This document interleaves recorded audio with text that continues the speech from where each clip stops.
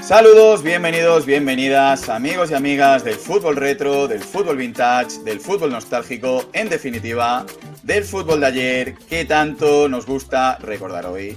Y bienvenido, como no, una semana más a mi amigo Marcos Rojo. ¿Qué tal, Marcos? ¿Cómo de ese verano? Pues Tony, ¿cómo está yendo, no? Todavía estamos en verano, no quites la ilusión, que todavía nos quedan algunos días de vacaciones que estamos disfrutando.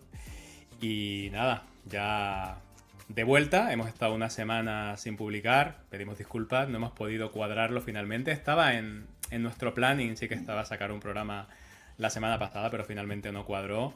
Pero bueno, esperamos que haya merecido la pena la espera y que la historia de hoy guste.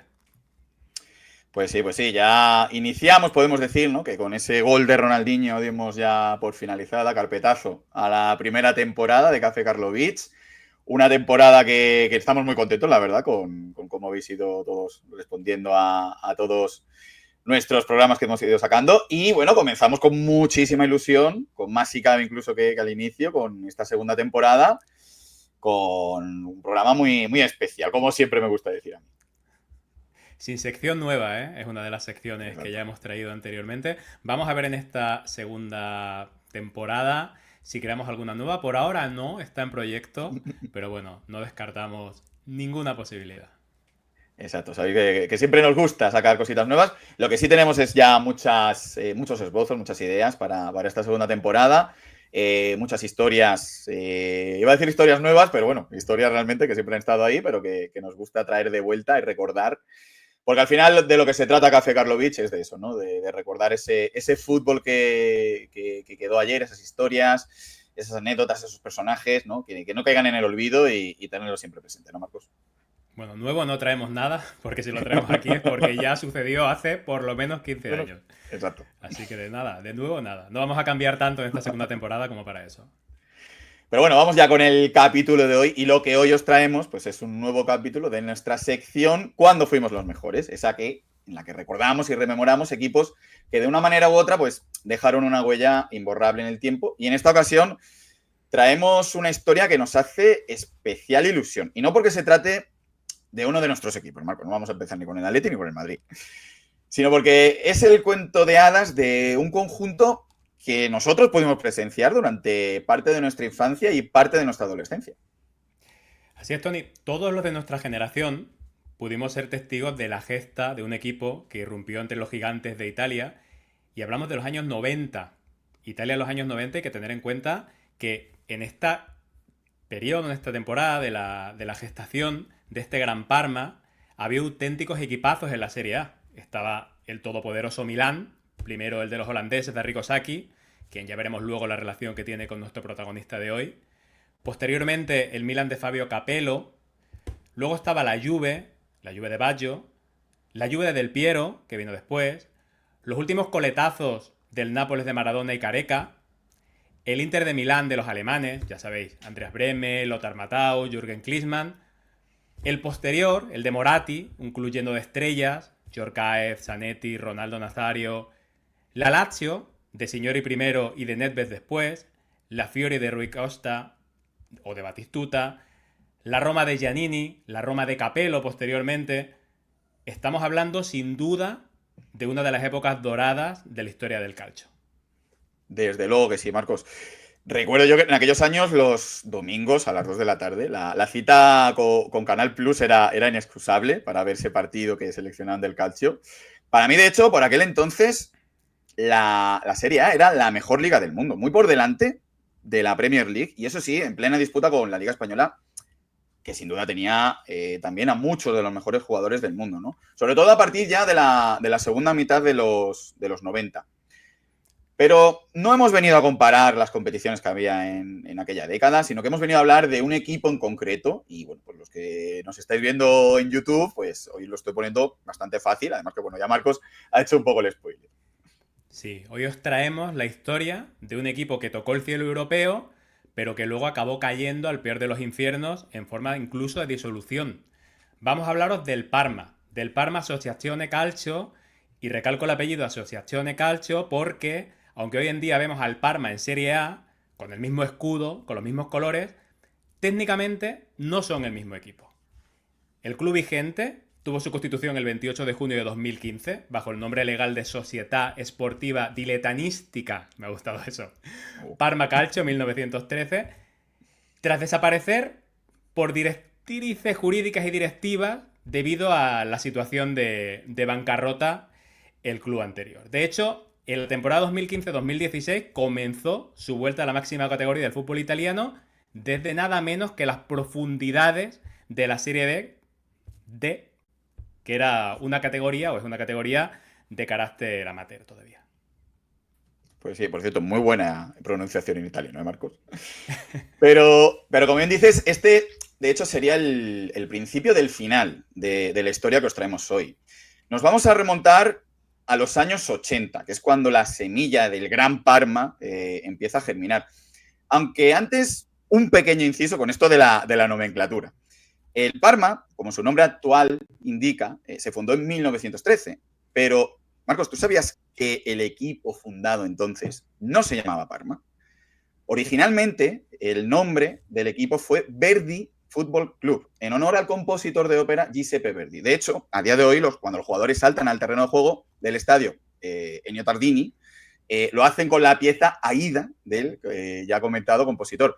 Una muestra más de que la ópera en Italia, Marcos, es sagrada. Hay que decir también que el Parma, pues, era un club humilde dentro del fútbol italiano. Históricamente siempre había vivido entre las categorías de Serie B, Serie C, incluso llegando a registrar alguna temporada en Serie D. Sin embargo, ya en la década de los 80, como decimos, parece que algo va a cambiar. Así es, Tony. El Parma va a empezar a sonar en los años 80, con dos ascensos a la Serie B. El primero, el 83-84, con protagonista claro, un delantero llamado Massimo Barbuti, goleador, inescrutable.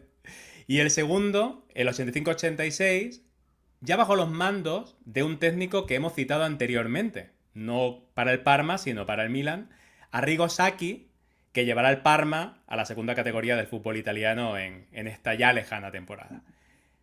Fíjate que fue un partido de Copa entre el Milan, precisamente, y el Parma, cuando entonces el máximo mandatario de los rossoneri, Silvio Berlusconi, el histórico dirigente italiano, político también, se impresionó ante la propuesta de juego atrevida que aquel Parma desplegaba, aquel Parma de Sacchi, y años después pensó en él para liderar un proyecto que no solo dominó la liga italiana, sino también el fútbol europeo. Pero no fue Sacchi el técnico que hizo historia a lo grande en el Parma. Sí que lo hizo con el Milán, pero de eso ya hablaremos más adelante en otro episodio. El nombre propio del banquillo del Parma, y que es hoy uno de los principales protagonistas de nuestro capítulo, fue Nevio Scala. Aquí en Café Karlovich ya hemos hablado de él como técnico del Borussia Dortmund en nuestro primer Rivalidades, en nuestro primer capítulo, en la eliminatoria de cuartos de final de Champions que enfrentó nada más y nada menos que al Bayern de Múnich, en el The Klassiker, que dicen los alemanes a día de hoy, por allá en 1998. Pero profundicemos un poquito más en la figura de Nevio Scala. Marcos, ¿quién era Nevio Scala? Pues Nevio Scala, a día de hoy, estamos grabando en agosto de 2025, es un hombre tranquilo que a sus 77 años de edad se dedica a arar en su tractor los viñedos de su Lozzo Atestino natal, en la provincia de Padua, pero antes de eso había sido jugador, había sido centrocampista y se puede decir que tuvo una carrera discreta, pero discreta dentro de la élite, porque jugó en equipos tan grandes como el Milan, la Roma o el Inter de Milán, entre otros. En el Milan llegó a ganar Scudetto y Copa de Europa, nada menos. Vamos, dijo discreta, pero yo habíamos querido nosotros tener una carrera futbolística tan discreta como la del bueno de Nevio, pero entendednos, queremos decir que no gozó de mucho protagonismo en los equipos citados. Pero en su carrera en los banquillos sí que triunfó y es por la cual es reconocido a día de hoy a nivel mundial. Una carrera que comenzó muy pocos años antes de llegar al Parma, en 1988, lo hizo concretamente a los mandos del Vicenza. De ahí se marchó al vecino y máximo rival de nuestro equipo protagonista, la Reggiana, con quien disputa el derbi de Lenza, o no sonará más, el derbi del Parmigiano Reggiano. Y de ahí, en un movimiento digno de Brian Clough, el técnico mítico del Nottingham Forest, se cambió de bando y se marchó al rival acérrimo, al Parma. Y será precisamente ante la Reggiana cuando la temporada 89-90 el Parma, cosas del destino, conseguirá por primera vez en su historia el ascenso a la Serie A. Así es, un ascenso histórico, sin duda alguna, pero nos equivocaríamos muchísimo si pensamos que Nevio Scala fue el único artífice de tal hito. En este caso, de hecho, ni siquiera miraremos al césped para buscar ese gran cómplice de Nevio Scala, sino que habrá que mirar al palco. Y es que el otro gran responsable de este ascenso y de todo lo que estaba por venir fue Ernesto Ceresini, presidente del Parma. ¿Y por qué digo que fue el impulsor de este gran Parma? Pues porque en un movimiento brillante a nivel contractual consiguió cerrar un acuerdo con la mayor empresa local, Parmalat. ¿Y qué es eso de Parmalat? Ya es verdad que ha perdido bastante protagonismo en nuestras neveras y en los patrocinios deportivos, pero llegó a ser una marca top a nivel mundial. ¿Cómo se creó Parmalat? Creo que tenemos que ir ahí para entender la idiosincrasia de la marca. En los años 60, un tal Calisto Tanzi, un chico de 21 años, creó una pequeña empresa de pasteurización que décadas después se convertiría en una importante multinacional productora de leche, repostería y otros productos lácteos, y que justo al final de los 80 era el principal motor económico de Parma y por supuesto uno de los principales motores económicos de Italia. Lamentablemente, el presidente Ceresini pues no pudo ver a su equipo en la Serie A tras el ascenso, ya que durante la última temporada del conjunto parmesano en la Serie B falleció a causa de un infarto y nos preguntaremos quién ocupó su lugar. Pues sí, Calisto Tanzi, el dueño de Parmalat. Ese chico que con poco más de 20 años había fundado Parmalat iba a llevar las riendas de un equipo de fútbol, nada menos que en la Serie A, 30 años después.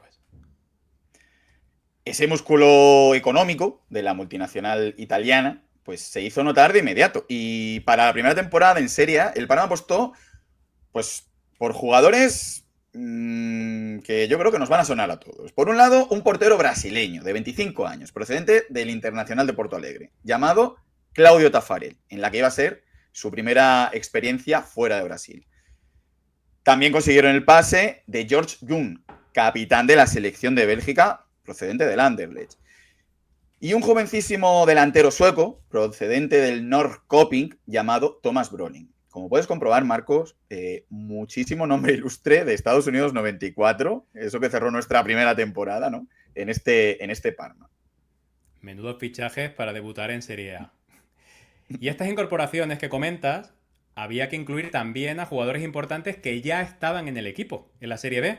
Los Lorenzo Minotti, Luigi Apoloni, estos dos claves en la parcela defensiva, Marco Osio, Daniele Chorato o Stefano Cuoghi, quien manejaría la medular del equipo parmesano, y en ataque el entonces jovencísimo Alessandro Meli, con un protagonismo importante en un futuro próximo, pero que entonces todavía era demasiado joven como para ser relevante en el equipo. Pero ya estaba en él.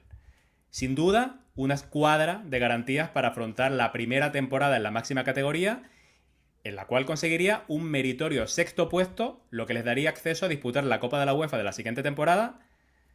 Así que estamos hablando que en 2 años pasaron de no haber jugado nunca en la Serie A disputar competición europea. Un ascenso meteórico el de este Parma. Pues sí, Marcos.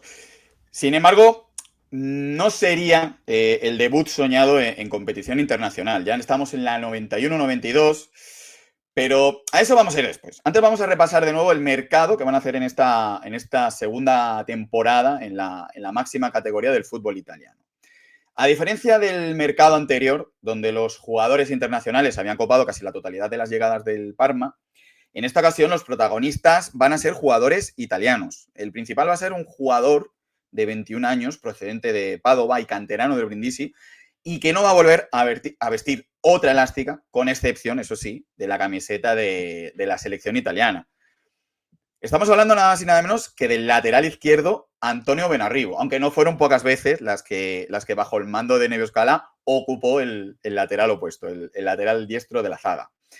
Junto a él llegarán nombres como los del veterano guardameta Marco Balota o jugadores procedentes de equipos importantes en los que eran secundarios y que con el cambio pues buscaban ganar protagonismo, como eran los casos de Alberto Di Chiara de la Fiorentina o Massimo Agostini del Milan. Sin duda, incorporaciones con la intención de aumentar el nivel de la plantilla. Sobre el papel sí, pero si nos remitimos al rendimiento de la Serie A, las prestaciones bajaron un poco. De hecho, en esta ocasión finalizaron séptimos y en Copa de la UEFA, tal y como adelantabas, Tony, pues no fue mucho mejor, ¿eh? Aquí sí que fue un fracaso. Cayeron en primera ronda contra el CSKA de Sofía, tras empatar a 0 en la ida en Bulgaria y caer in extremis y de manera bastante desgraciada, todo hay que decirlo, en la vuelta, tras fallar Meli un penalti realizado sobre Brolin. Se adelantaron con un gol de Agostini, pero sin embargo en el minuto 89 del encuentro, el búlgaro Parushev, defensa, rematará de cabeza un centro en segunda jugada, tras un rechace de una falta lateral, y hará valer el gol doble o el valor doble de los goles fuera de casa para pasar de ronda y dejar fuera a los italianos. El gozo en un pozo del Parma, el sueño europeo a la basura, a las primeras de cambio, y había que volver a remar. Pues sí, pues con este panorama, ¿no? Séptimos en Liga, después de haber conseguido un sexto puesto en la anterior temporada. Fuera de UEFA en primera ronda, pues no habría motivos, ¿no? Para destacar o detenernos mucho en esta temporada. Sin embargo, pues cosas del fútbol, resultó ser la más importante y exitosa en la historia del Parma justo en aquel momento. Y es que tras apear en Copa a Palermo, Fiorentina, Genoa y Sampdoria en la prórroga, el Parma disputaría en una final, por aquel entonces, a ida y vuelta, su primer título ante la todopoderosa Juventus de Roberto Baggio. Ahí es nada. En la ida, que tendría lugar en Turín, la vecchia signora cosecharía una ventaja por la mínima al ganar el encuentro con un solitario gol de Schillaci. Pero en la vuelta, un tanto en el descuento del primer tiempo de Alessandro Meli igualaría la final. Y en el minuto 61, otro tanto de Marco Osio, tras una gran jugada colectiva, resultaría decisivo para que el primer título en la historia del Parma, ahora sí, llegase a sus vitrinas. De Serie B a campeones de Copa de Italia en 3 años. Tremendo. Y con este grandísimo éxito, para un club como el Parma, llegamos a la 92-93. Y el mercado, de nuevo, no va a decepcionar. Porque llega un delantero de relumbrón, nada menos que Faustino Asprilla, miembro de esa generación de oro del fútbol colombiano, con René Higuita, con Valderrama, con Freddy Rincón, con el Tren Valencia, Tony, un viejo conocido y muy querido por ti. Sí, sí, sí. Pero, y yo me atrevo a decirte que de esta generación, posiblemente Asprilla haya sido el jugador colombiano con más éxito en Europa. Es probable que para los colombianos el mejor jugador de su historia sea el pibe Valderrama, pero fue el Tino el que cosechó más éxitos fuera de su país, fuera del fútbol colombiano. Venía de Atlético Nacional y si bien no formó parte del equipo que se proclamó campeón de la Libertadores bajo el mando del Pacho Maturana, que por aquel entonces Faustino Asprilla ni siquiera militaba en el equipo, militaba en el Cúcuta, sí que consiguió ganar la Interamericana, que era un torneo que venía de ser una Copa Americana, Supercopa Americana, que enfrentaba a los campeones de la Libertadores contra el campeón de la CONCACAF. Y sería con otra Supercopa, en este caso la Supercopa de Italia, con la que se estrenaría Asprilla como jugador parmesano. Esta vez con derrota, desgraciadamente para él, para el Parma, por 2-1 ante el Milán del gran Fabio Capello. Comenzó la temporada para el Parma con una derrota por un título, pero no fue presagio de lo que estaba por llegar. El conjunto de Nevio Scala conseguirá su mejor posición en Serie A, todo un tercer puesto por detrás de la Juve y del Milán. Y además se tomaría una pequeña venganza contra el conjunto lombardo, siendo el Parma el equipo que cortaría aquella mítica racha de este Milán de Capello de 58 partidos invictos. Sería nada más y nada menos que en San Siro, con una victoria por 0-1, pero eso sí, con un golazo del Tino Asprilla de falta que entró por toda la escuadra, tremendo. Recomiendo de verdad que lo busquéis y lo veáis, porque silenció San Siro el bueno del Tino Asprilla. Sin duda, un gran torneo liguero, el que realizaron los de Nevio Scala. Pero su gran momento llegó en otra competición copera. No pudieron repetir el éxito de la Copa de Italia, donde cayeron eliminados en cuartos de final por la Juventus de Turín, precisamente. Un rival muy típico en estos años del Parma, como ya veremos. Pero la 92-93 será siempre recordada por los aficionados del Parma por una competición. Una competición europea que en Café Karlovich nos gusta mucho, tenemos que reconocerlo, y que ya pudimos recordar rememorando el gran gol de Najim, porque estamos hablando nada más y nada menos que de la Recopa de Europa. Y es que si el año anterior el debut en la Copa de la UEFA fue toda una decepción tras caer las primeras de cambio ante el CSKA de Sofía, en esta ocasión el viaje europeo va a terminar de manera muy distinta. Para empezar, en primera ronda, el Parma superará al Újpest de Hungría con un 1-0 en la ida y un empate a 1 en la vuelta. En octavos de final eliminarán al Boavista portugués ganando en la vuelta en Portugal por 0-2 tras haber cosechado un empate a 0 muy peligroso en el partido de ida. Mismo resultado cosecharán en cuartos de final, pero cambiando la localía, es decir, 0-0 en la ida contra el Sparta de Praga en la entonces recién fundada República Checa y 2-0 en la vuelta en el Elino Tardini. Y llegan las semifinales y estas ya te las dejo a ti, Tony. He de decir que tu húngaro no es tan bueno como tu italiano, ¿eh? También te digo. No he sido capaz de decirlo. Bueno, lo has intentado. Como en esta semifinal. Claro, me la tenías que dejar, ¿no? Pero bueno, antes de las semifinales, te vengo con una de curiosidades de estas que te gustan y que le gustan a nuestro público. A ver, Marcos, te pongo a prueba, ¿vale? ¿Sabes que hubo un equipo que participó en esta edición de la Recopa que militaba en la segunda división de su país? Y es un equipo que nos toca muy de cerca, Marcos. Venga, pues te voy a decir que no lo sé, pero aunque sí lo sé, porque lo hemos hablado antes, pero venga, no lo sé, ¿cuál fue? Pues fue el Hannover 96, Hannover 96, para aquellos que no piloten mucho lo del alemán. La temporada anterior se había proclamado campeón de la Pokal, de la Copa Alemana, al vencer al Borussia Mönchengladbach por 4-3 en tanda de penaltis. Por aquel entonces también disputaba la segunda división alemana, la segunda Bundesliga. Aunque, todo hay que decirlo, técnicamente viajó muy poquito por Europa. De hecho, no le pudo tocar un equipo más cercano de los que había en el bombo. Y es que al conjunto de la Baja Sajonia le tocó el Werder Bremen, que como bien sabemos tú y yo, queda poco más de una hora en tren regional. 3-1 en la ida para Werder Bremen y 2-1 para el 96 en la vuelta. Y ahí terminó el sueño de Europa para Die Hotten. Sí, conocemos. Ese trayecto Hannover-Bremen lo hemos hecho alguna vez. Pero bueno, oye, cuéntanos la semifinal contra del Parma, porque te vas un poquito por la rama. Venga, dale. Venga. Te gusta hacer sangre, sí. Pues nada, volvemos al mes de abril de 1993, donde el Parma pues, se va a encontrar al mayor escollo en su camino en esta Recopa, el Atlético de Madrid. Los colchoneros habían clasificado a la Recopa tras conquistar Copa del Rey en el Bernabéu contra el Real Madrid, aquella mítica de los goles de Schuster y Futre. Me atrevo a decir que fue el mayor éxito deportivo junto al doblete en la era de Jesús Gil. En su camino a semifinales de esta Recopa, el Atlético pues, había superado al todopoderoso Maribor esloveno, de donde procedía Oblak muchos años más tarde, Trabzonspor turco, Olympiacos griego, y ya con Parma y Atlético en semis, pues bueno, la ida se va a disputar en el Vicente Calderón. El Parma remontaría un tanto del mexicano Luis García, con un doblete de Faustino Asprilla, 1-2 para los italianos, y llegamos a la vuelta.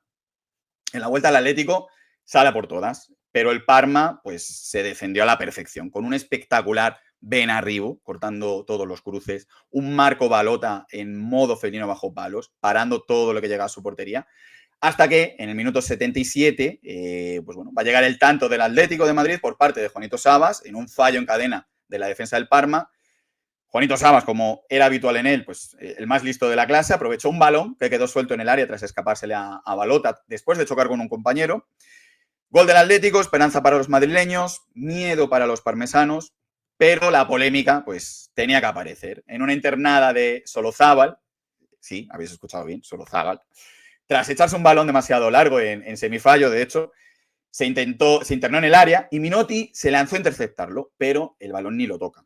Derriba, barre a Solozábal. El árbitro, el alemán Aaron Schmidt-Huber, incomprensiblemente no señala nada, pero no solo eso, sino que en cuanto llega el minuto 90, un partido que se había perdido mucho tiempo, que hubo muchos parones, protestas, etc., no añade ni un segundo de descuento.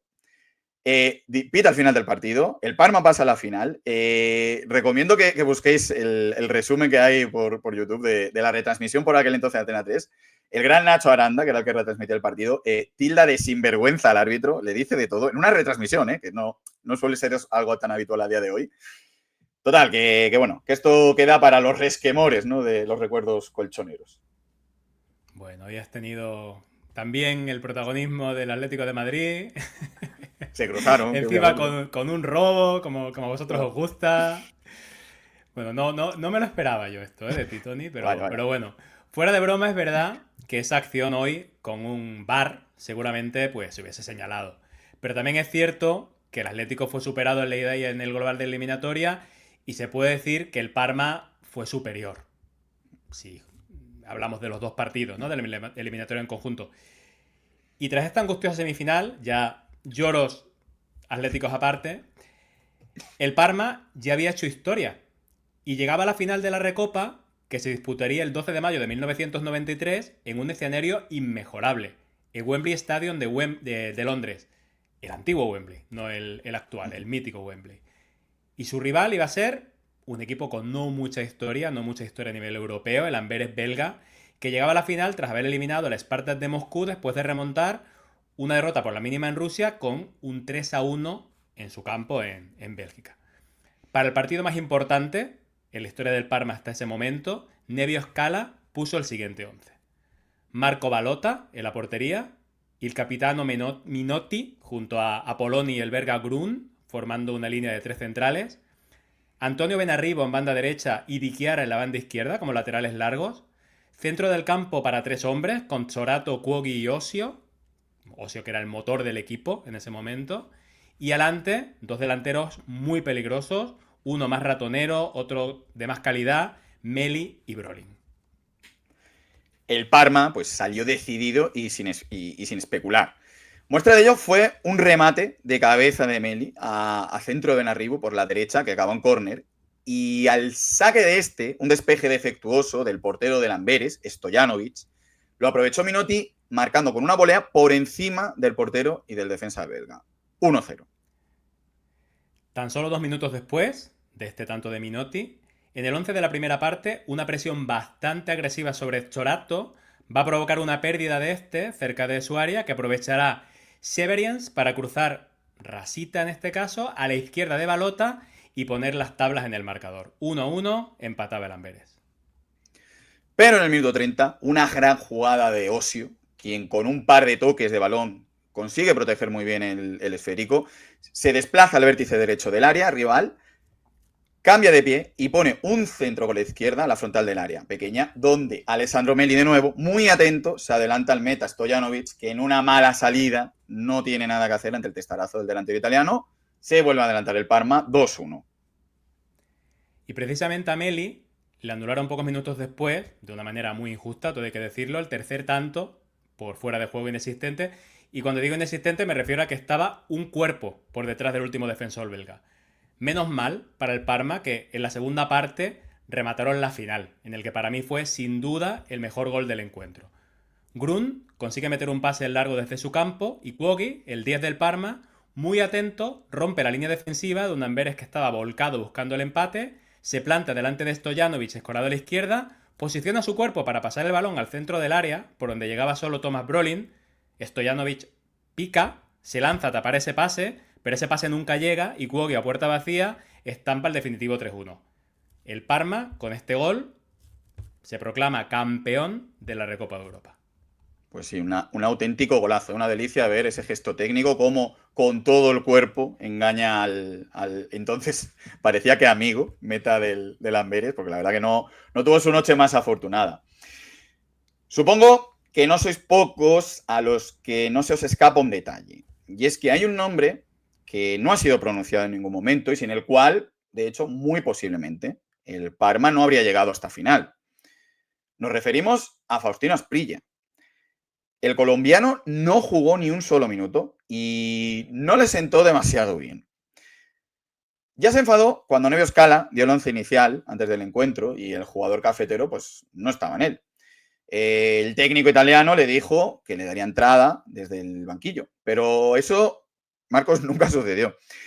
Incluso contó años después el propio Asprilla que su compañero Marco Osio, en pleno partido, se dirigió, se fue a la banda, en una de estas tal, se dirigió al colombiano, al cafetero, y le dijo que si quería entrar. Obviamente Asprilla le dijo que estaba deseando jugar. ¿Qué pactaron? Pues Osio se hizo el lesionado para ser sustituido por el Tino. Pero el plan no salió nada bien. Scala retiró obviamente a Osio, puesto que supuestamente lesionado no podía continuar, y le dio entrada a Fausto Pizzi. Asprilla encolerizó, no celebró el título con sus compañeros, ni siquiera dio la clásica vuelta olímpica al estadio con el trofeo. De hecho, amenazó con abandonar el conjunto parmesano en el siguiente mercado, pero la sangre no llegará al río.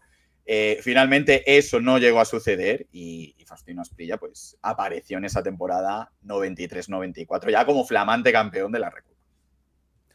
Una temporada 93-94 que comenzó con un mercado muy movido para el Parma, como era habitual.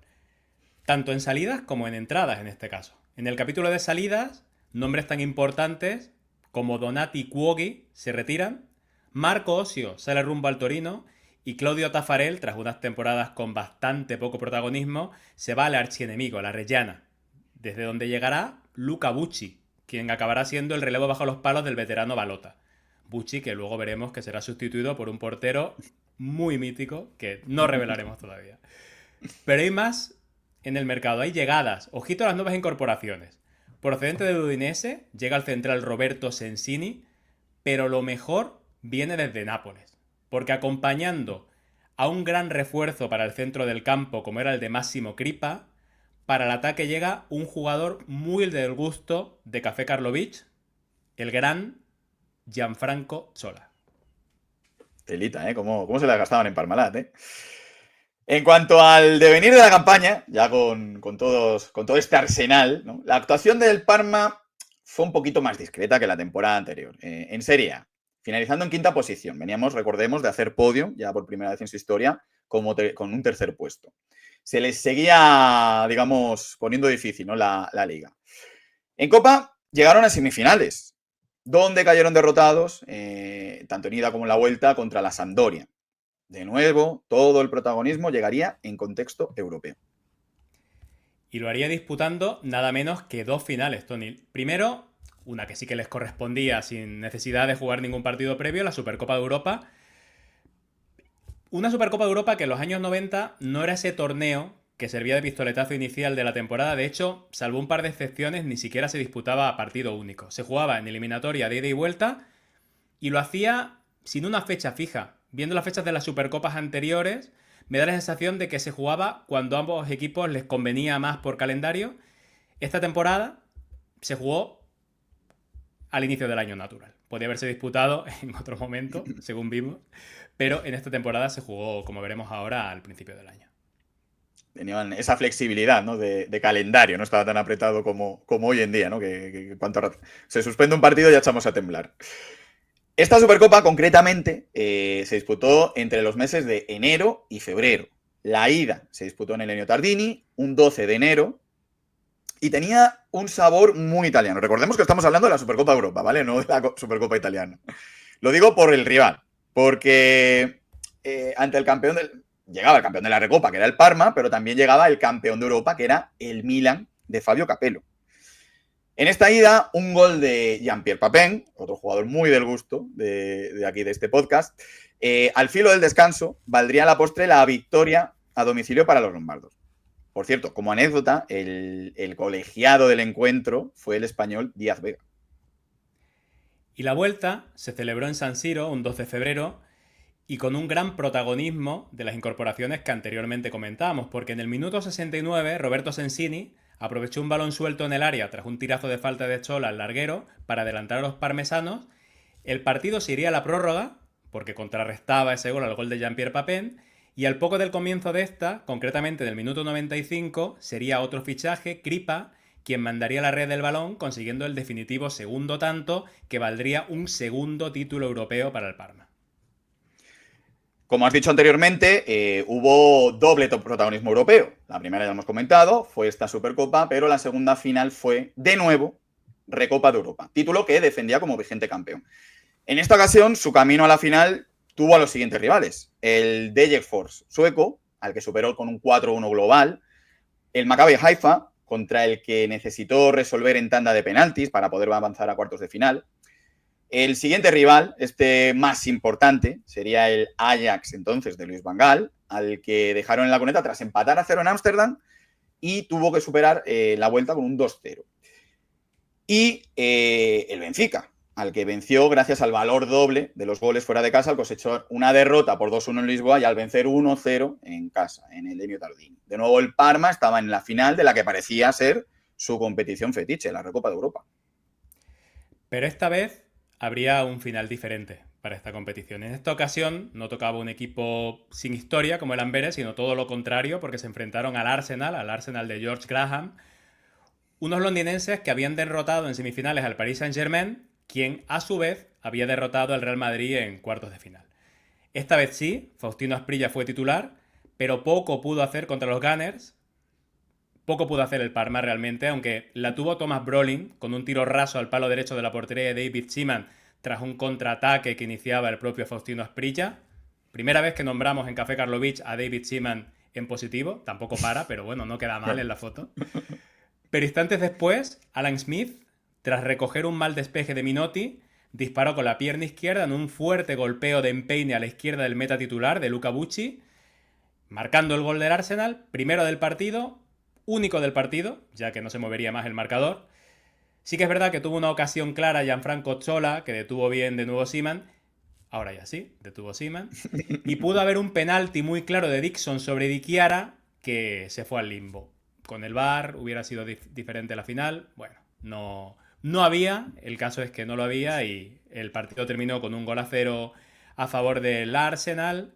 Así que esta vez no hubo final feliz para los italianos, el Arsenal campeón de la Recopa y el Parma pues tenía que volver a empezar una temporada, la 94-95, con ilusiones renovadas y moviéndose de nuevo en el mercado. Exacto, una 94-95, que recordemos, quinta temporada consecutiva en Serie A, con un balance hasta el momento de un séptimo puesto como peor resultado en competición liguera, una Copa de Italia en sus vitrinas, una Recopa de Europa, una Supercopa de Europa. El botín no estaba nada más, ¿no? No estaba nada mal. Hacemos este balance para poner un poco el contexto de lo que estaba consiguiendo un equipo que pocos años antes nunca había alcanzado la máxima categoría en su historia. Pero esto no va a acabar aquí. El músculo económico del que dotaba Parmalat al Parma, pues seguía haciéndose notar, otro mercado más. De nuevo, salida de jugadores veteranos, como la vuelta del gran Josh Grun a Bélgica, concretamente al Anderlecht. Alessandro Meli saldría rumbo a la Sampdoria, Daniele Zorato pondría rumbo a Padova, o Marco Balota, quien sería al Brescia. Pero si había salidas, Marcos, pues también tenía que haber llegadas. Y en el nombre de los fichajes, pues se iban superando año a año. Para apuntar a la defensa, llegaba desde el Oporto un joven central portugués llamado Fernando Couto.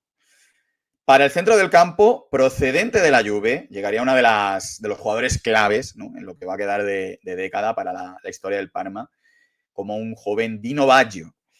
Y procedente del filial, aquí resolvemos la incógnita que dejaste antes, para de momento guardar un poco las espaldas de Luca Bucci, como portero suplente, va a llegar con 16 años, un portero con una planta imponente. Un tal Gianluigi Buffon. No sé qué opinas tú, Marcos, pero para mí la 94-95 yo creo que va a ser la temporada más completa del Parma. Sin duda la más regular. Y sin duda una temporada que va a tener un denominador común en todas las competiciones disputadas por el Parma, que va a ser la Juventus de Turín.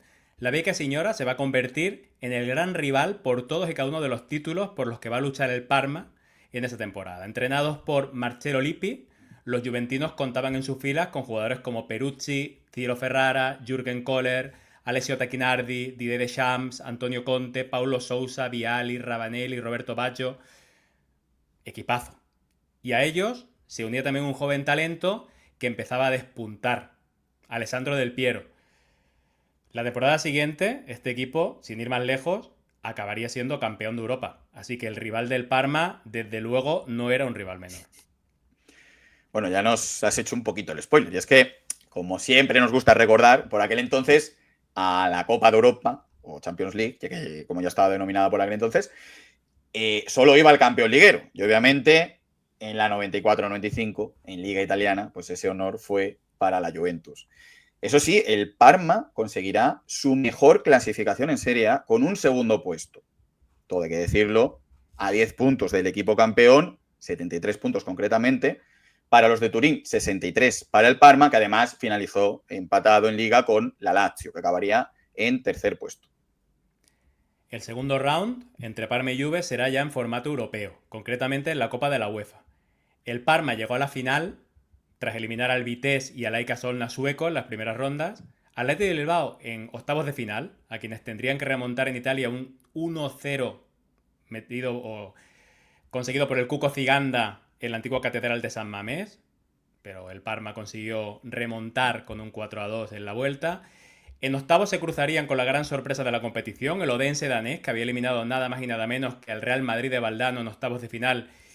Y la verdad es que se lo pusieron difícil al Parma, les costó superar a los daneses con un 1-0 en la ida, con un gol de Gianfranco Zola y un empate a 0 en la vuelta. Quedaban el pase a semifinales al equipo parmesano y ya en el penúltimo paso, antes de llegar a la final, se toparon con el Bayer Leverkusen, del que se deshicieron con una relativa o bastante facilidad por un global de 5-1 en la eliminatoria. Por su parte, la lista de víctimas de la Juve la formaban el CSKA de Sofía, antiguo conocido del Parma, el Marítimo de Portugal, el Admira Wacker de austriaco y para finalizar los alemanes Eintracht de Frankfurt y Borussia Dortmund. Curiosamente, pues bueno, en las semifinales, oye, se dieron dobles duelos ítalo-germanos. Final ida y vuelta. La ida de la final se disputó un 3 de mayo en el Ennio Tardini de Parma y el equipo local hizo valer su condición de anfitrión y logró llevarse el encuentro con un solitario gol de Dino Baggio. Y en el partido de vuelta, disputado 2 semanas después, el tristemente malogrado Gianluca Vialli empató la final en el minuto 33 de la primera parte, pero en el 54, de nuevo, cosas del mal del ex, Dino Baggio anotó el gol del empate del partido, que daba ventaja definitiva en la final para el Parma. Con ese marcador finalizó el encuentro de nuevo, con el Parma tocando el cielo europeo, esta vez con un nuevo título. Se hacían con el título de campeón de la Copa de la UEFA. Ya tenían la Recopa y la Copa de la UEFA. Juve y Parma se volverán a ver las caras por tercera vez en esta temporada, en Copa de Italia en este caso. Más concretamente, se van a enfrentar en la final, apenas unas 3 semanas después de la final de la UEFA, también a doble partido. Pero en esta ocasión será una final con un claro dominio turinés. Se llevarán los dos partidos, tanto el de ida en el antiguo Dele Alpi, 1-0 para la Juve, gol de defensa Sergio Porrini. Repetiría el central en la vuelta y sumaría otro tanto el gran Fabrizio Ravanelli. Como olvidar ese pelo plateado, ¿no? Para vencer por 0-2 en el Ennio Tardini de Parma. Total de la eliminatoria, 3-0 para la Juve, doblete completado y venganza consumada. Igual la Juve hubiera preferido ganar la UEFA, pero es verdad que se desquitó con esa clara victoria en la Copa de Italia. Y ya nos vamos a la 95-96, seguimos avanzando en nuestro viaje por los 90 de la mano del Parma. Y esta temporada el mercado va a tener de nuevo nombres que nos sonarán bastante. Para empezar, un regreso muy importante de un hombre mítico en la historia del equipo, el de Alessandro Meli, procedente del Milán. Y cómo no, más caras nuevas. Desde el Piacenza va a llegar un delantero centro de 21 años, que acabará haciendo historia en la Serie A, Filippo Inzaghi. Y también llegará en este caso, desde el Nápoles y también con 21 años, un futuro Balón de Oro y campeón del mundo, nada menos que Fabio Cannavaro. Pero en aquel momento, sin duda, el fichaje de relumbrón será un extremo izquierdo de 29 años, el búlgaro procedente del Barcelona, como sabréis, como podréis imaginar, con esta descripción, hablamos de Hristo Stoichkov, quien salía de un Barcelona sumido en una plena renovación post-Dream Team para llegar a un Parma en el que esperaba triunfar y conseguir muchos éxitos.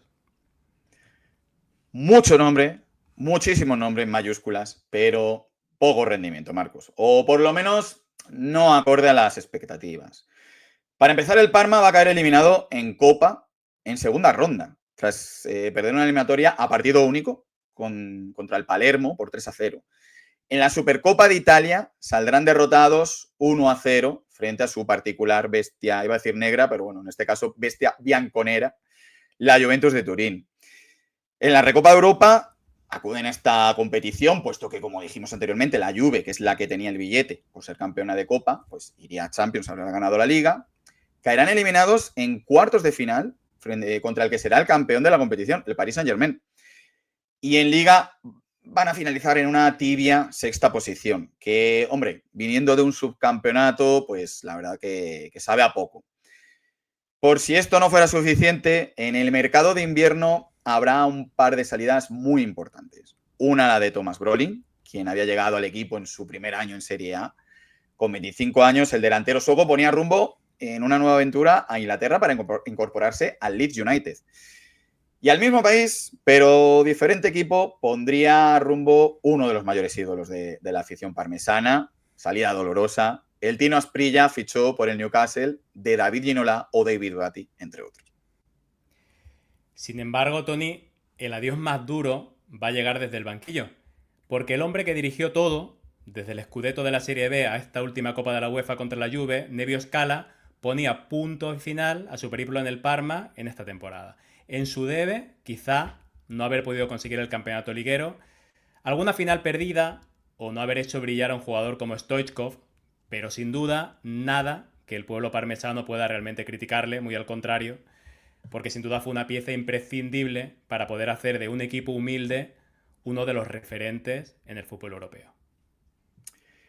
Y es que, pese a la inyección económica que dotaba Parmalat al club, haces bien en utilizar el adjetivo de humilde. De hecho, Marco Osio contaba que entrenaban en la calle, entrenaban en sus inicios, entrenaban en el parque de la Cittadella, que se encontraba a unos 300 metros del estadio Tardini. Iban por la calle vestidos de futbolistas y la gente les prestaba sus bicicletas, que luego los jugadores, muy educadamente, dejaban en el parque para que estos buenos ciudadanos pudiesen volver a recoger. Un equipo de élite europea entrenando en el parque de la ciudad. Cómo han cambiado los tiempos, Tony, ya eso es Ya ves. imposible, incluso para un equipo que no sea de élite. Buah, uno de primera red no los ves por ahí en el parque.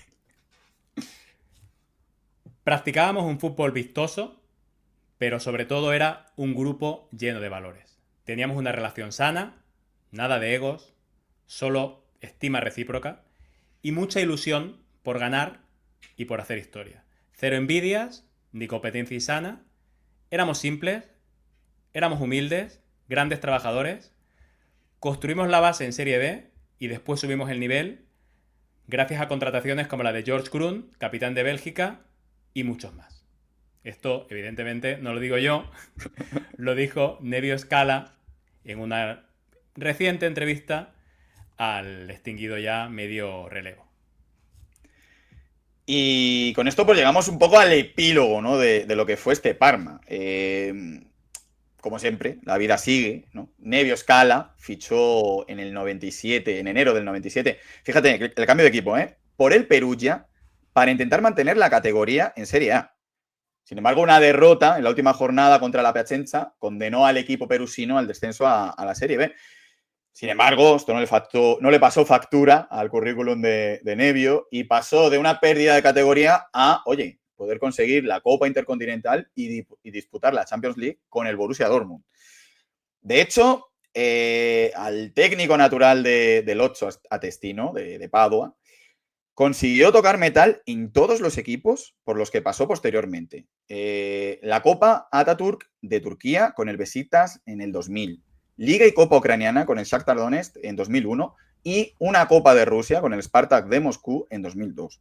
Conjunto ya en el que pondría punto y final a su carrera en los banquillos. Por su parte, el Parma, ya sin Nevio Scala, siguió en la cresta del ola unos cuantos años más. Sustituto de Nevio Scala fue nada menos que Carlo Ancelotti. De nuevo, llegaron jugadores de clase mundial, como Enrico Chiesa, Lilian Thuram o el hoy entrenador de Sao Paulo, el Valdanito Crespo. Fue en esa temporada, la 96-97, cuando más cerca estuvo el Parma de conseguir su gran anhelo, un Scudetto. Finalizaron en segunda posición, a tan solo 2 puntos del campeón de la Juventus de Turín, aunque esta vez ni en Copa italiana ni en la UEFA consiguieron pasar de las primeras rondas. La 97-98 fue la segunda y última temporada de Carleto en el Parma. Consiguieron un discreto sexto puesto en Liga, semis en Copa y por primera vez en su historia, ojo, participación en Champions League. Pero como les pasó en su debut europeo en aquella Copa de la UEFA, pues no pasaron de lo que equivaldría a la primera ronda, en este caso, de la fase de grupos. Ya en la 98-99, de nuevo hubo cambio en el banquillo, llegó Alberto Malesani y más jugadores de renombre, pues como la Brujita Verón, Alain Bogosán, un veterano Abel Balbo o la vuelta de Faustino Asprilla. Sería la última gran temporada de un equipo de época. Doblete, campeones de la Copa de Italia, tras vencer a la Fiorentina con valor doble de los goles, tras un empate a 1 en Parma y a 2 en Florencia, y campeones de la UEFA, tras superar de nuevo, esta vez sin polémicas, todo hay que decirlo, y siendo muy superiores en semifinales al Atlético de Madrid, y en la final con un contundente 3-0 al Olympique de Marsella. Ya en los siguientes años hubo baile de entrenadores, un desfile de jugadores.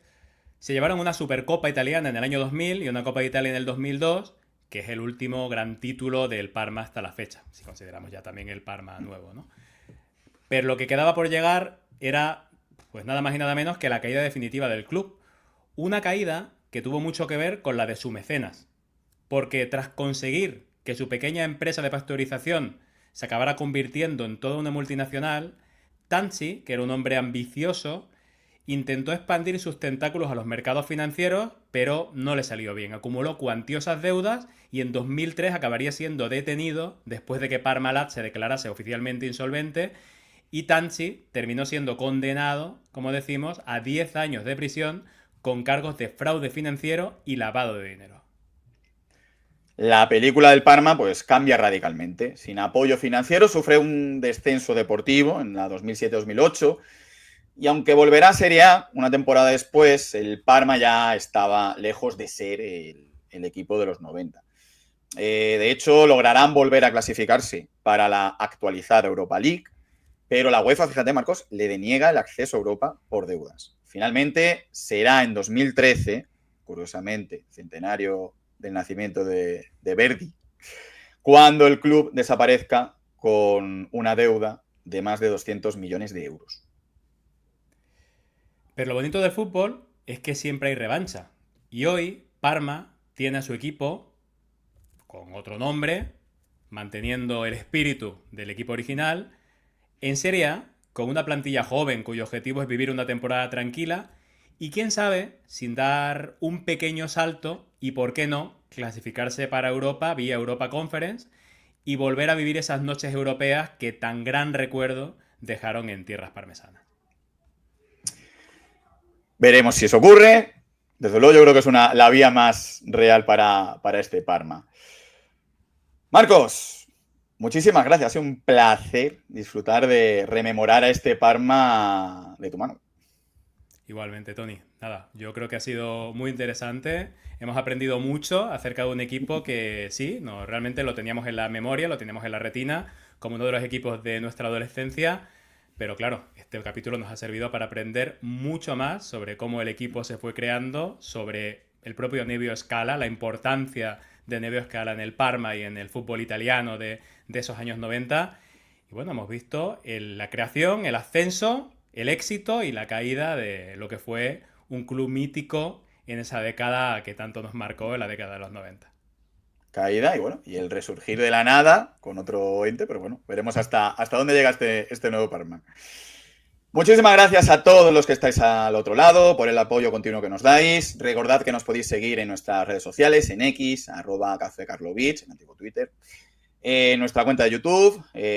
Recordad suscribiros, likes, compartir, comentarios, todas esas cositas que se hacen siempre. Y en nuestras plataformas de podcast, Apple Podcasts, iVoox, Spotify. Y recordad que esta noche juega el Trinche.